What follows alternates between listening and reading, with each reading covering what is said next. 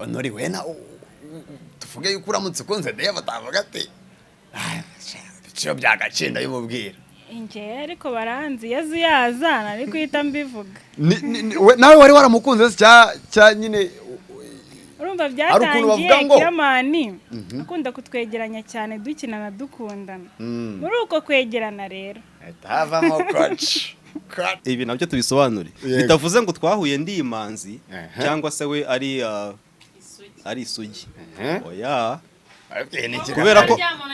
kubera ko banza wumve kubera ko twahuye naranyuze mu zindi nkundo kandi nawe ndabizi ko twahuye yaranyuze mu zindi ntago twari washyashya mu bintu byo gukundana sibyo isoke nzabimenya uzi ko ntazabimenya se ngero ntago ndi imanzi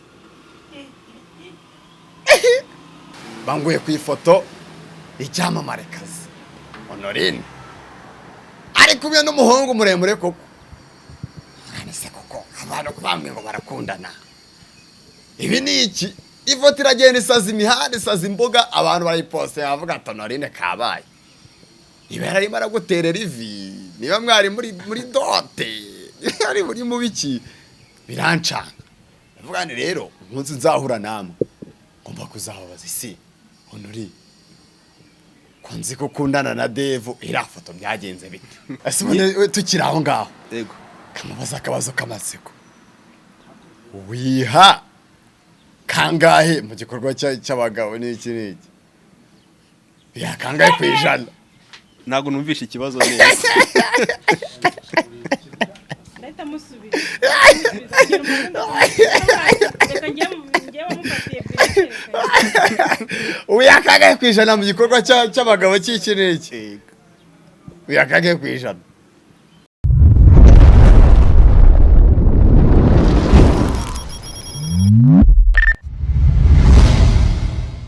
Ayo wasama beautiful people the name come sorting ibisanzwe ni Sample TV show wankurikirana kuri platform zanjye Instagram nitwa Sort Official TikTok nitwa Sort Official ndetse no kuri Twitter nitwa Sort Official nkomeza mabwira ko iduka rya Fresh genda bibasavinga telefone nziza z'ubwoko bwose ni iduka rya Rujama Phones Shop riri hano mu mujyi ka Free Zone uhagezeho hamagana imituwa twashyize kuri screen bafite amatelefone meza cyane y'ubwoko bwose bafite ama iPhone ama Samsung iPhone 15 n'ubundi bwoko bwose bw'ama iPhone warizwa muri Rujama Phones Shop hamagara nimero yo twagushyira kuri screen ubasange bakugezeho service nziza bagwe product ya fresh sana ni muri ubwo buryo rero banabatumira ibyamamare ibisanzwe kuri Sample TV show ntabwo tujya tubasondeka tubazanira abantu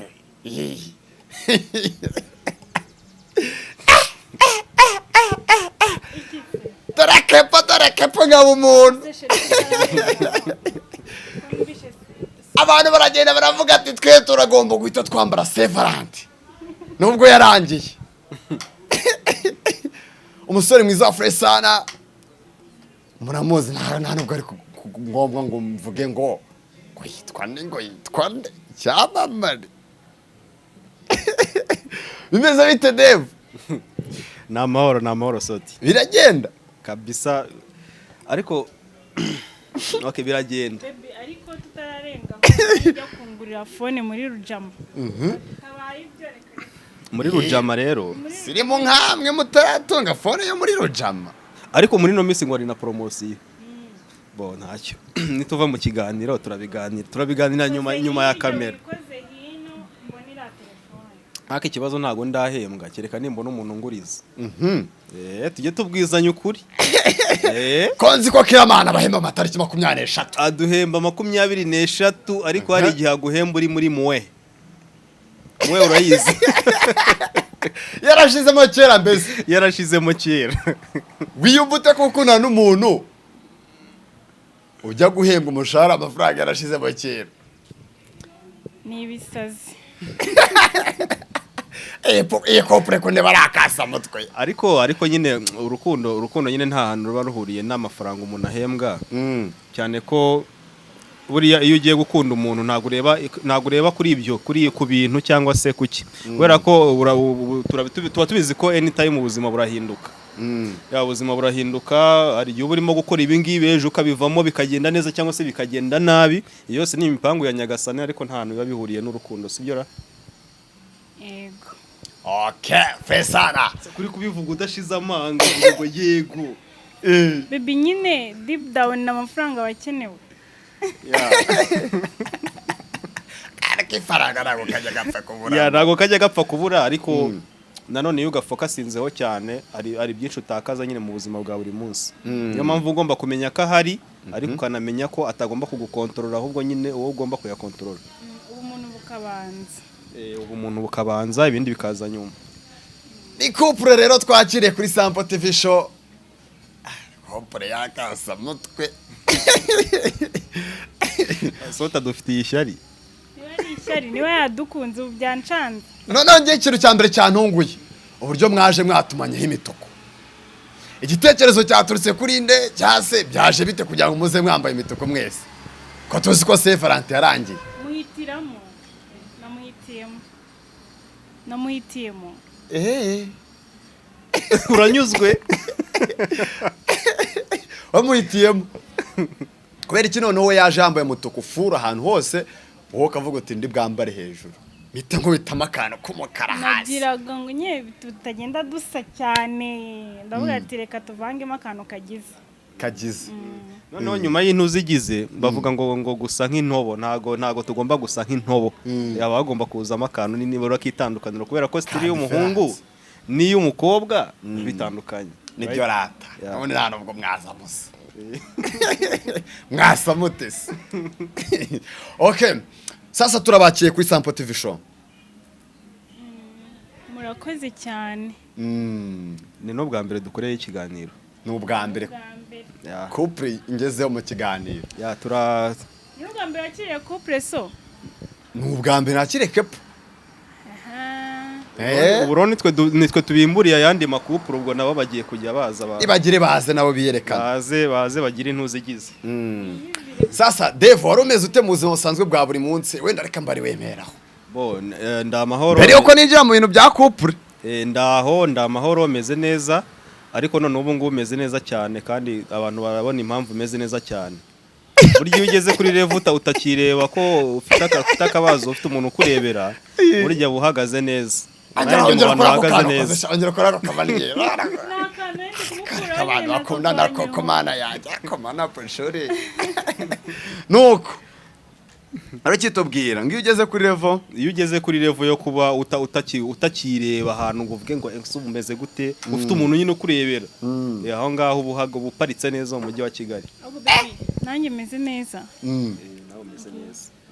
Nabibonye kumeze neza. Yego nanda bitunganyije tutaraza kuri kamera.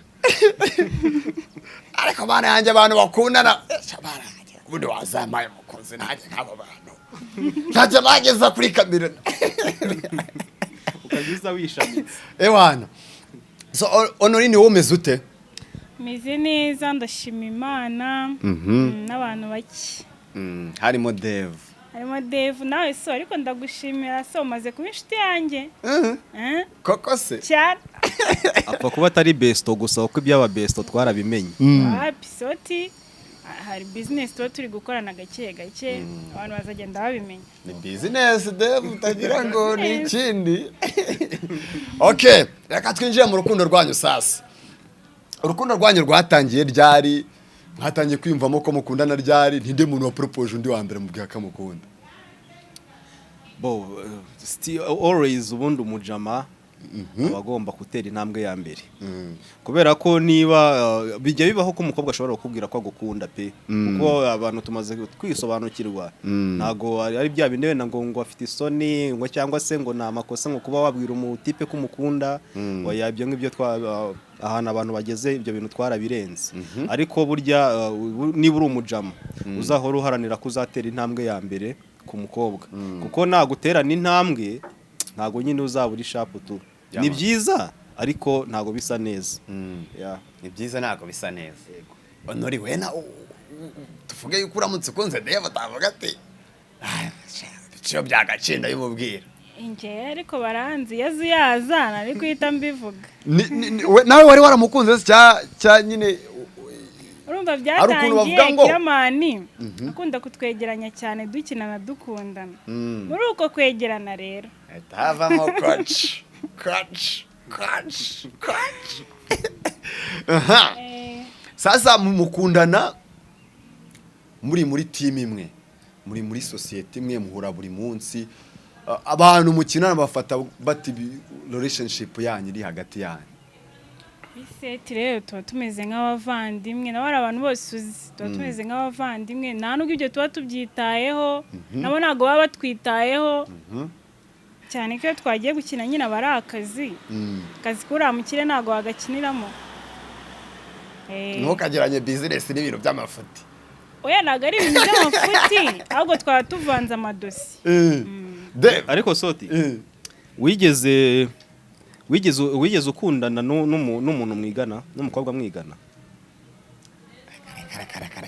sindakundana abantu okay umbabarire ariko abantu ibyo bintu byabayeho ndeba abantu ibyo bintu imyaka 12 arakundana abantu ibyo bintu byabayeho nyine bahita babyumva vuba kubera ko buriya nubwo avuze ngo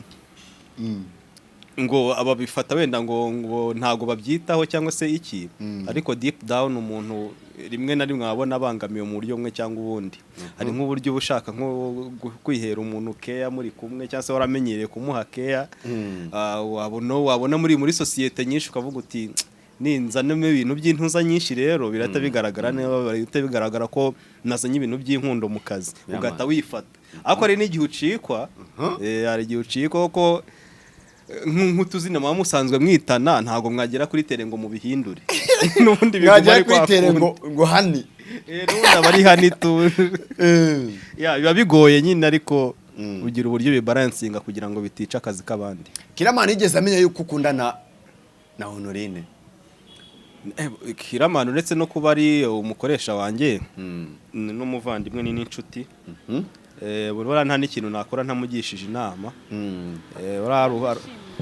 hari ukuntu mba nagize gutya mvuga ese yakugira inama ngo akundana n'aka kasamutwe ntaribi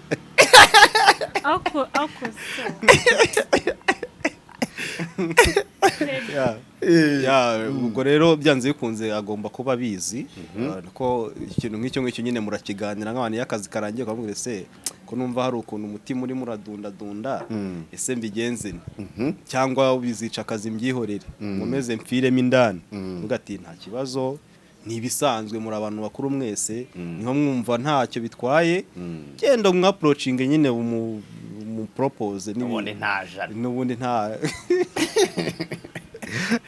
ngayo nguko okay iyo siyo mpamvu nyamukuru rero yatumye mbahamagaza muze mu kiganiro kagira inkuru mu minsi yashize ngiranya ni scrollingira mba nibereye ku mihanda w'abandi banguye ku ifoto icyamamare kazi Honorine ari kumwe n'umuhungu muremure koko anese koko abantu bamwe ngo barakundana ibi ni iki ifoto iragenda isaza imihanda isaza imbuga abantu barayiposte bavuga ati Honorine kabaye ibera arimo araguterera ivi niba mwari muri dote ari muri mubiki birancanga ndavuga ni rero umunsi nzahura namwe ngomba kuzababaza isi Honorine ko nzi ko ukundana na Devu iriya foto byagenze bite iriya foto nari inyizize sha byagenze bite ambo reka bino bintu nanabikiriyaringe kuri Sample TV show ntago nshaka kuzongera kubivugaho uriya mutipe ntago dukundana uriya mutipe twahuye iriya ni inshuro ya mbere twari duhuye dura muri studio yaje kwifotoza nk'uko abandi bantu bose bajya kwifotoza nawe nayo ngiye kwifotoza kuko nikundira agafoto turahura mbona afite uburebure butangaje abantu bose bari aho bari kumwifotorezaho nawe ndavuga ati nanjye ku burebure bwanjye hafi ya nabwo yapfuye nawe utayirya yego mba ndifotoje rero mu kunyohereza amafoto banyohererezamo n'iriya foto nyine ko n'umuntu adufotoye yabonaga bisekeje cyane nanyohereza inshuti yanjye Miki rero niba yarayihaye undi muntu agiye kubona mbona abantu batangiye kuyihererekanya batangiye kuyinyohereza batangiye kuyipostinga kuri Instagram nuko nyine birancanga mbura icyo wabonye ko nabuze icyo mvuga n'icyo ndeka wabuze icyo wavuga nabuze nca nayo mira none ngezeho bitangira nanjye kunsetsa umuntu yayipostinga yanaginga nanjye ngakora repost nese yo gukora iki none agahahiye nanjye nawe atireka hashye n'ubundi ariko uyu musore yicaye hano yaranyishe yaramikanye Devo biriya bintu mbyumva umva gutujya mu bintu by'amafuti byabaye guhamagara uwo mutipe kuko niwe wari wanyohereje ahantu agiye kwifotoreza nguyu byabaye ngombwa ko ahamagara uwo mutipe umfotora nyine aje aramubaza aramusobanurira ati reka ni ukuri yamusanze hari uriya mutipe ahari tubonye bahagararanye tubona birasekeje turabafotora ariko nta kindi naho narokokeye Devo sasa wowe ukibona iriya foto uwo munsi wari umeze ute wiyumva gute feeling zawe zari izihe Soti rero buriya abasore twese tugira karagiterizi nubwo wenda zitaba zimwe 100% ariko zijya gusa urabona iyo wumvishe wenda ngo umuntu ngo yagutwaye ngo sheri nta kindi gihita kikuza mu bwonko uhita ujya gucekinga icyo yaba kurusha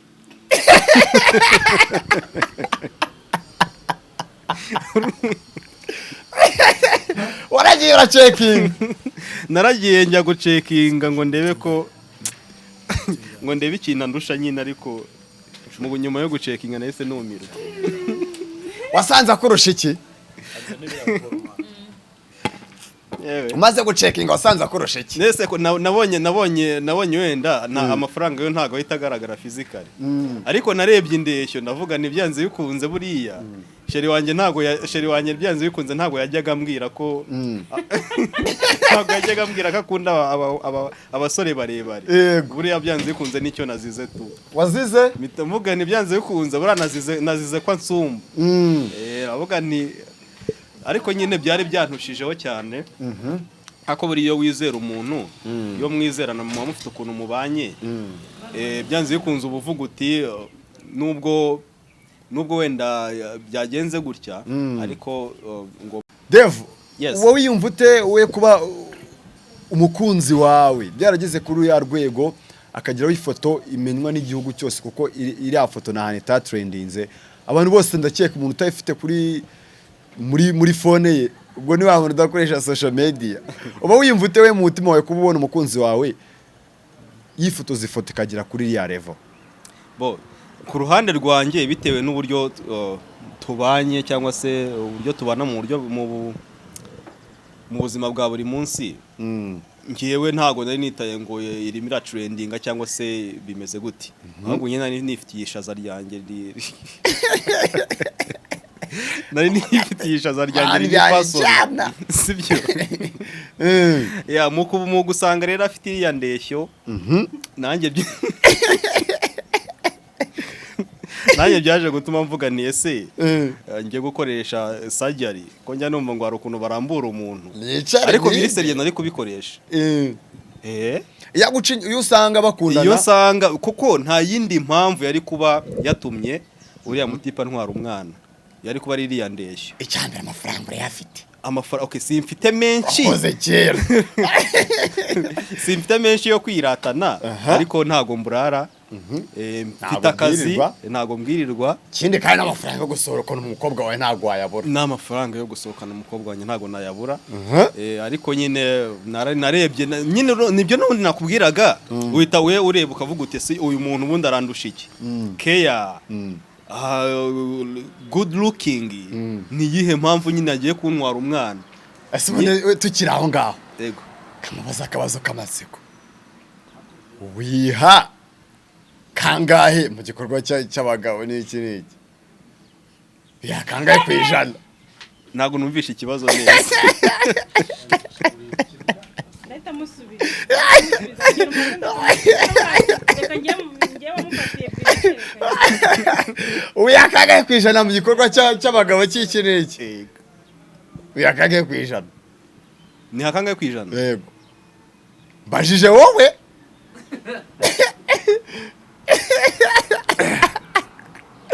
ako so ubundi dupfike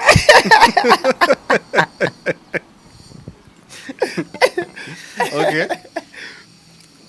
buriya iyo ugiye kwihijana ku ijana uba uburengereye ni nka 99 iryo rimwe ni nyine nuko ndi umuntu tu kuko umuntu aba ari umuntu Honore reba umurari neza tukureba kangahe reka muhe mikoro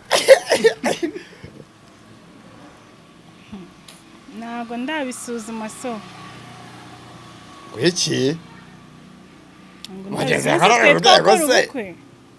uko niko kuri nose wabibwiwe n'iki ko ufite uri furi 100%, nako 90%. impamvu wingabanyiriza navuze 99. Okay, 99%. Yeah. Ntabwo rega ibi bintu tujye tunabiganiraho tunabigire clear. Ntabwo uko kuba ufite girlfriend bivuze ngo bivugera ndiba navuga ntago kuba ufite girlfriend bivuze ngo bisobanuye ko muba mugomba kwisanzura mukagera kure birenze bikabije. Hari n'igihe muba mufite mwebwe papasi cyangwa se impamvu kavuga muti ibi bintu bizakorwa igihe runaka mu gihe cyabyo. Kubera ko buriya tujye tunagira abantu inama niba ufite umukunzi wawe muri couple ukaba nta gahunda mufite cyangwa se umurongo ngenderwaho mufite, ujye umenya ko burya muba muri mu buyobe. Ko abantu benshi barabyitiranya, abantu benshi babifata uko bitari cyangwa se bakisanisha n'abandi, kandi burya mu buzima ugomba kuba wowe. Yaman. Ugomba kuba wowe ukamenya uti niba ndi mu rukundo ese urukundo rwanjye rufite iyihe ntego. Ko niba wumva kuri muri couple ariko nta ntego burya muba mwakishe. Okay, fresh sana. Honorine ku giti cyawe wowe uba wumva bimeze bite ko wakundana n'umutipe atabinoza? Bimeze bite? Niyo mahitamo yacu. Gwiki? Niyo mahitamo yacu, hari igihe twateguye ibyo bintu tuzabigereraho. Aka kanya hari imishinga myinshi, hari akazi uzi dukora sinema, hari byinshi dushyize imbere. Ibyo nabyo bizagira igihe cyabyo, cyane ko atari n'ingenzi aka kanya. Niyo mpamvu rero turi kwinywera orange Cyane. Bitavuze ngo ibi nabyo tubisobanure. Bitavuze ngo twahuye ndi imanzi cyangwa se we ari isugi. Oya. Kubera ko banza wumve, kubera ko twahuye naranyuze mu zindi nkundo, kandi nawe ndabizi ko twahuye yaranyuze mu zindi. Ntago twari washyashya mu bintu byo gukundana, sibyo? Isuke nzabimenya. Uzi ko ntazabimenya se? Ngero ntago ndi imanzi. Ntago ndi imanzi pe. Mbe nkubwije ukuri, tujye tubwizanya ukuri rega. Nta kibazo maze. Nta kibazo. Tujye tubwizanya ukuri kuko nubundi hari igihe kiba kizagera uko kuri wahishe ukajya hanze. Niyo mpamvu niba ufite muri couple, ufite girlfriend, ufite boyfriend, mujye mufata igihe muganire. Kubera ko ibiganiro bivamo ukuri. Ibyo bya fresh sana. Kandi ukuri niko gutuma umenya mugenzi wawe mukamenyana birambuye. Na bya bindi ubutinya kuganira igihe uganire n'umuntu cyane birangira buriya bigezo nkabiganira. Ngo kuri gushira mu biganiro. Yego. Okay, tugena tugana ku musozo sasa. Hari challenges nge nkunda kubaza abantu benshi kuri Sample TV. Ndayibaza Dave, ndayibaza Honorine. Honorine. Okay, Dave. Yes. Hari option imwe hagati ya Nyambo na Aisha.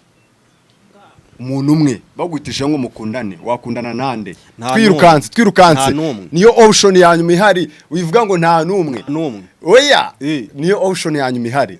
Ngo paka mitemo umwe? Yes. Okay. Nabahitamo bose. Hitamo umuntu umwe. Bose. Umwe. Bose. Ni option 1. Ubwo rero nta mahitamo wampaye. Nakubwiye ngo urahitamo umwe.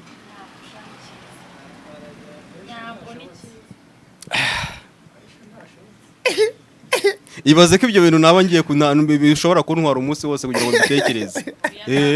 Gerageza.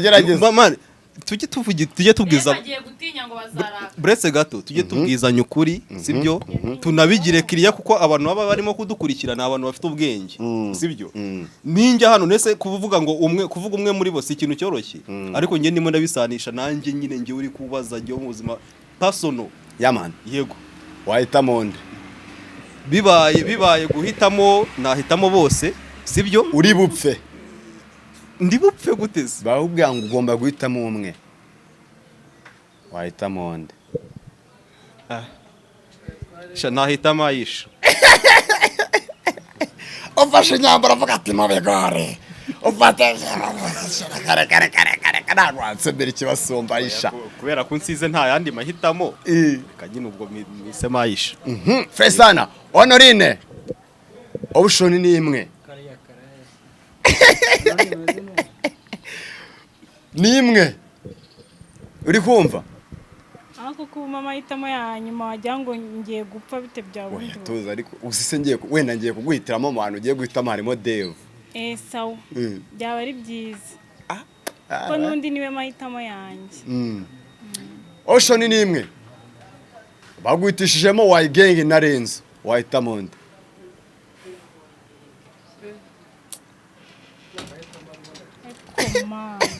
ariko yes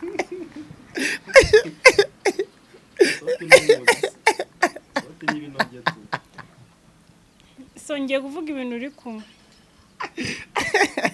ngiye kubivuga ikiganiro tugisoza mbivuge ibintu ni bibiri nsubize cyangwa ndasubiza ariko ikiganiro reka tugisoza mwakoze kwitabira ikiganiro men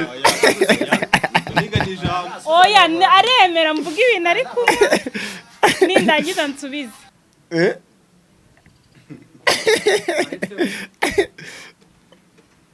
hitamo ndavuga ibintu uri kumwe mbone gusubiza ntare bivuga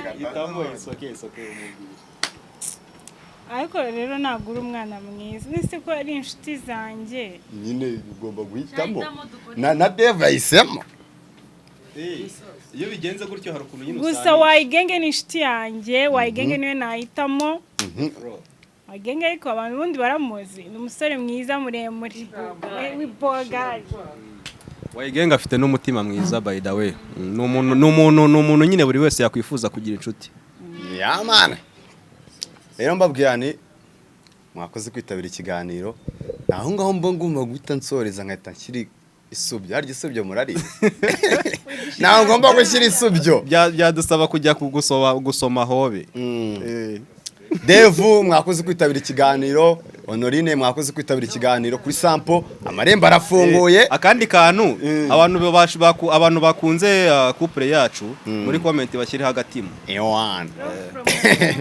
best ciao